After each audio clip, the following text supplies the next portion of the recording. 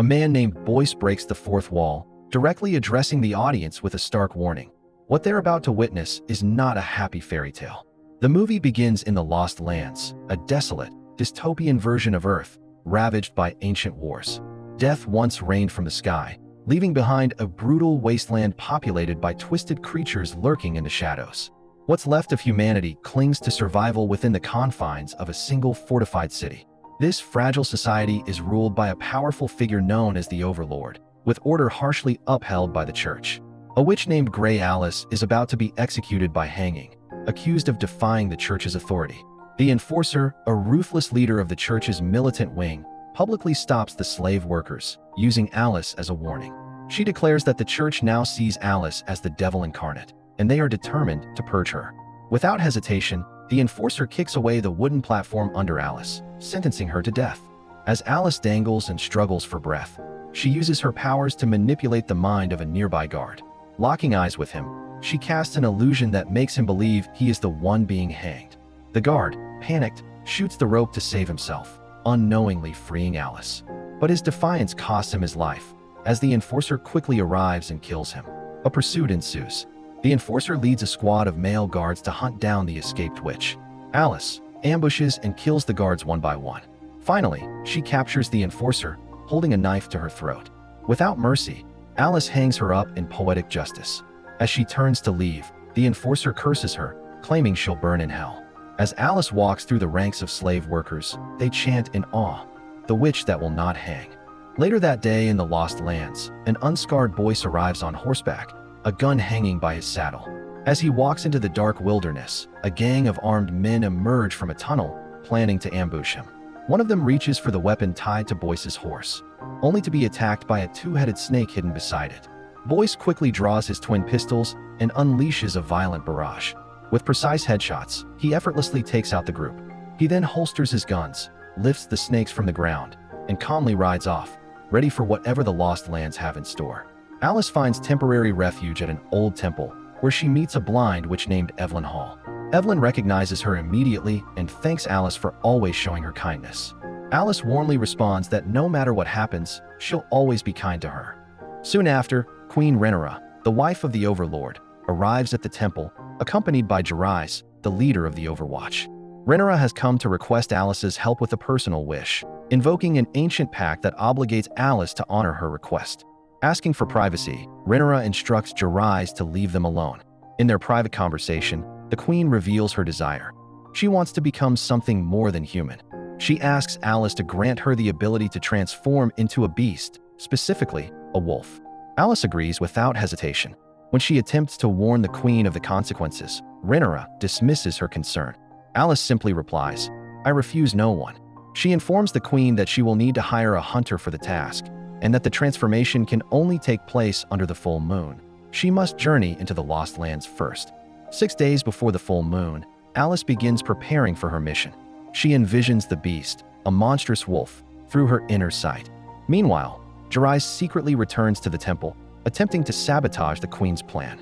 Believing he knows what's best for Rhaenyra, he offers Alys a timepiece, his most treasured possession, in exchange for ensuring the queen's request fails. True to her word and nature, Alys accepts the offer. "I refuse no one," she repeats. Using her magical abilities, Alys enters a trance to search the minds of others. She locates the shapeshifter, a deadly creature who is seen massacring people with brutal force. Meanwhile, at the Overlord's temple, the queen tends to her ailing husband, who is now bedridden and near death. The Overlord, helpless and humiliated, begs Rhaenyra for assistance after soiling himself. Disgusted and resentful, she simply calls in the maids to care for him. That evening, Queen Rhaenyra and Boyce meet in secret and share a kiss, revealing their hidden romantic relationship. Boyce, however, tells her he can't stay with her for now and departs. On his way, 2 guards confront him and demand he surrender. Quick thinking, Boyce uses a flask of alcohol to set one of them ablaze and knocks the other down before escaping. Meanwhile, Alys visits a bar where she finds the hunter, Boyce. He tells her he only deals in cards. If she wins a game against him, then they can talk. They place a bet, and during the match, Alys skillfully plays her hand and defeats him, leaving Boyce surprised. Alys explains that she needs a guide to venture into the Lost Lands and seeks Boyce's help. Skeptical, Boyce warns her that the Lost Lands are not for the weak. He explains that beyond the city walls, the laws of man, nature, and even logic cease to exist. Alys proposes a deal. If either of them becomes a burden, they're free to leave the other behind. She reveals her mission. She's searching for a man who can transform into a beast, a shapeshifter, so she can kill him in his lair and claim his power. Boyce acknowledges the tale, saying he's heard of such a creature named Sarder, known as the Gray Wolf, who dwells near Skull River. He warns her of the extreme danger, but ultimately agrees to help, accepting the timepiece she offers as a token to guide her path. Suddenly, the enforcer bursts into the bar with her armed acolytes. One of them fires at Alys and Boyce, but they dodge the shot. Boyce retaliates by hurling his two-headed snake at the attacker. When the snake lunges at the enforcer, she swiftly kills it. In the chaos, Alys and Boyce escape the city on horseback. Back at the church, the patriarch, who secretly plans to overthrow both the Overlord and the Queen, rallies his followers. He shares an image of Alys and commands them to hunt her down, promising a reward to anyone who succeeds. Later, the enforcer, working alongside the patriarch, reports that Alys escaped the city with a man. Enraged by the humiliation Alys has brought upon them, the patriarch declares that she must die. Soon after, the acolytes present the blind witch Evelyn to the patriarch. She reveals that Queen Rhaenyra and Jarais previously visited Alys. The patriarch sees this connection as a potential scandal and threat to the queen's position. He then orders the enforcer to extract more information from the witch and execute her afterward. Deep in the Lost Lands, Alys tends to her weapons. A snake slithers nearby, but Boyce gently picks it up, showing compassion. Alys teases him for being sentimental over a snake. Later that night, as Alys sleeps, Boyce approaches her with a knife, but she awakens just in time, raising her own blade to his throat. He calmly disarms her, only to kill a deadly scorpion that was creeping toward her. 5 days before the full moon, Boyce and Alys set out for a trading post deep within the Lost Lands. There, they run into Boyce's old friends, Ross and Mara. He introduces Alys to them, and Mara warmly welcomes them, revealing her romantic relationship with Boyce by kissing him. The group reconnects as old friends. Later, Alys questions Boyce about how long it will take to reach Skull River. He estimates it'll take at least a week. However, Alys stresses the urgency, explaining that she needs to get there before the full moon when the wolf will be in its form. Boyce reluctantly admits there's a faster, albeit more dangerous route. If they follow the train tracks, they might make it in just a day or two. That evening, Mara quietly invites Boyce to her quarters.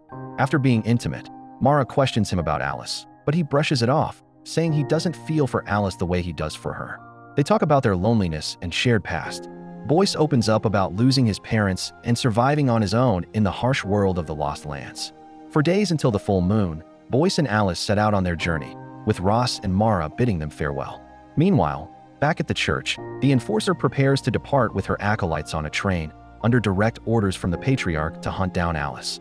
At the Overlord's temple, the patriarch pays a surprise visit to Queen Rhaenyra.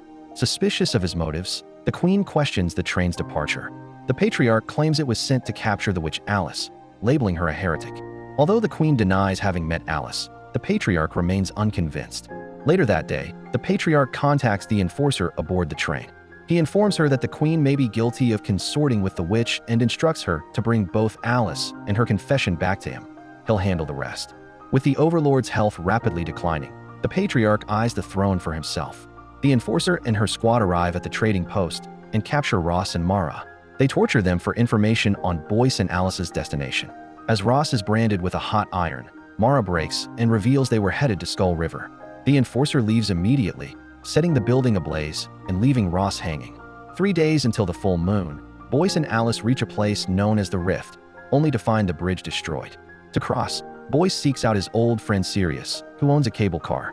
After calling for him and getting no response, they investigate the building, only to discover that Sirius has been killed and hung by unknown attackers. Realizing Sirius had unexpected and deadly visitors, Boyce and Alys come to the chilling conclusion: they're not alone. Outside, the enforcer and her acolytes lie in wait as Boyce and Alys exit the building. Now recognizing Boyce, the enforcer coldly reveals that she killed Sirius, deeming him useless. She warns Alys that her tricks won't work this time. They've come prepared, with their faces shielded. She demands Boyce hand over Alys, threatening that refusal means death for them both. When Boyce refuses, she reveals Mara, battered and strung up in front of the train, using her as leverage. As Mara pleads for help, The enforcer shoots her dead, enraging Boyce. Alys and Boyce go on a rampage, taking down several guards.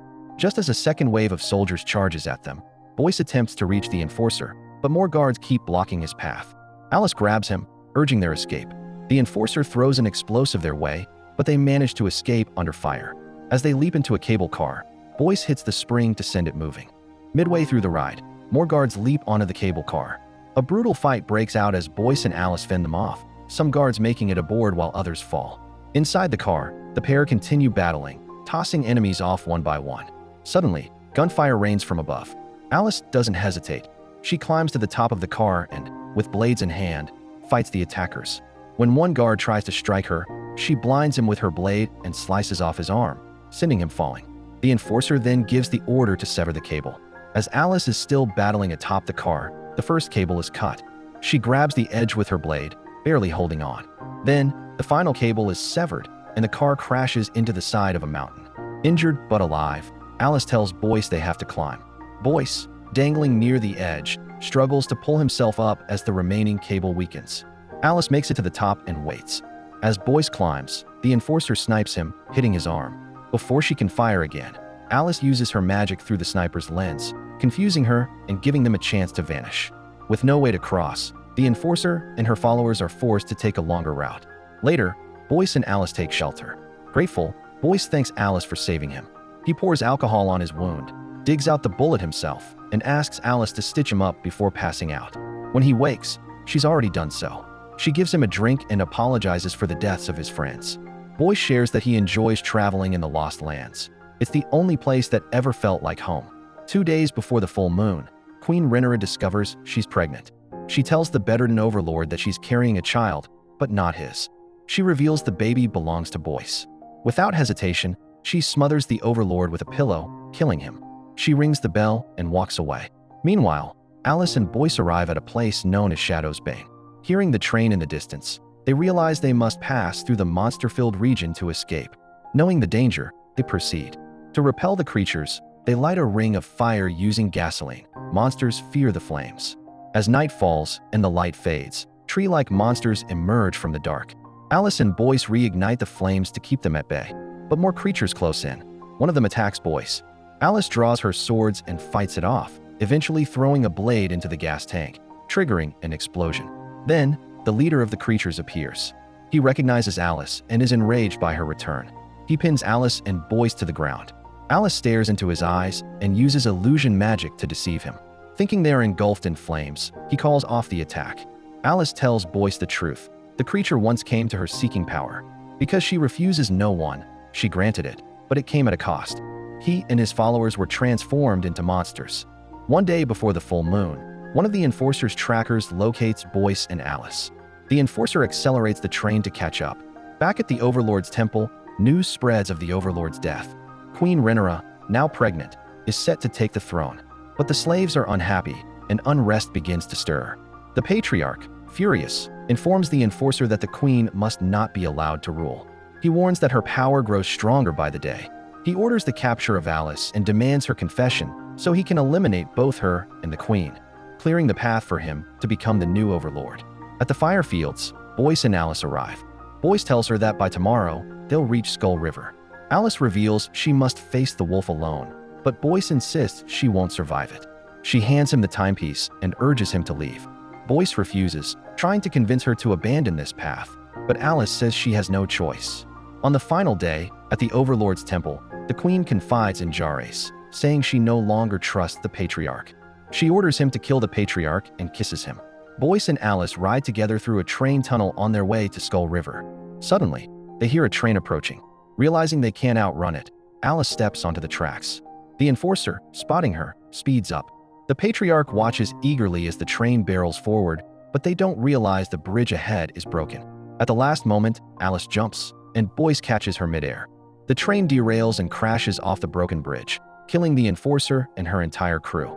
Now enraged, the Patriarch vows to take the throne by force. He orders his acolytes to gather his guards. But Gray Alys shows up with his own men, killing the Patriarch's guards. As the Patriarch tries to retaliate, Gray Alys stabs him. Gray Alys then orders his men to execute the Patriarch. They stab him repeatedly before walking away. Finally, at Skull River, Alys and Boyce arrive.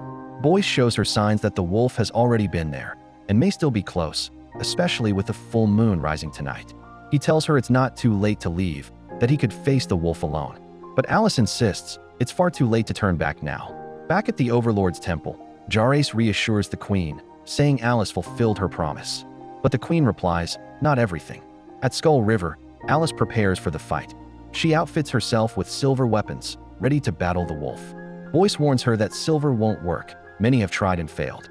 He begs her not to go through with it, but she says there's no other option. As the rain begins to fall, Alys senses the wolf's approach. It turns out there was never a creature called sorceress. The wolf is Boyce. As the full moon emerges, Alys draws her weapon. Boyce begins his transformation, telling her she shouldn't have come. Silver fuses with his blood as he turns into a massive wolf. Alys hurls the timepiece at him, and the fight begins. She slashes him with her silver blade, but Boyce throws her off. As he charges again, Alys locks eyes with him, then transforms into a swarm of birds before forming into a giant eagle.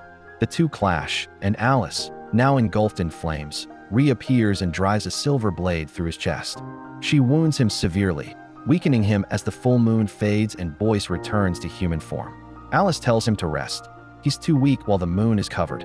When he wakes up, Boyce finds himself chained to the ground. Confused, he asks why. Alys tells him she isn't afraid. She's learned all his weaknesses and has poisoned his blood with silver. She says his fate was sealed the day they met. As she prepares to kill him, Boyce begs for one final wish. Since she never refuses anyone, he asks that they hunt, fight, live, and be together. As the full moon rises once more, Boyce starts transforming again. Alys plunges a blade into his chest under the moonlight, skins his wolf body, and buries the remains. She leaves the timepiece at his grave and takes his wolf's skin, riding off on horseback. She arrives at a church where the freed slaves chant, "The witch that will not hang," and "Down with the Overlord. Down with the church." As the slaves destroy the church, Alys travels to the Overlord's temple and gives the wolf skin to Gray Alys, instructing him to deliver it to the queen. She must cut herself, drip her blood on the skin, and wear it before sunrise, when the lunar cycle ends. Gray Alys accuses Alys of failing him and demands the return of his timepiece. But Alys refuses, claiming she earned it. She tells him he already got what he wanted, Queen Rhaenyra. With Boyce dead, no one stands in Gray Alys' way now. The queen is devastated to learn that Boyce was the shapeshifter and that Alys has killed him. When Gray Alys tries to comfort her, she realizes he knew all along and stabs him in the neck for his betrayal. With the Overlord dead, rebellion breaks out. Slaves clash with the guards in a brutal battle for survival. The queen flees before they can reach her. As the sun rises, Boyce's fur burns, and the flame trails toward his grave. The ground trembles, and Boyce is resurrected. He confronts Alys in her chamber, intent on killing her. Alys tells him she always knew he was the queen's lover and believed his resurrection would trigger a revolution. She also knew the queen would never wear the skin. They hold knives to each other's throats, but instead of killing, they choose to join forces. Boyce and Alys team up to hunt, survive, and fight together in the Lost Lands. The movie ends. Thanks for watching. Don't forget to like and subscribe for more movie recaps.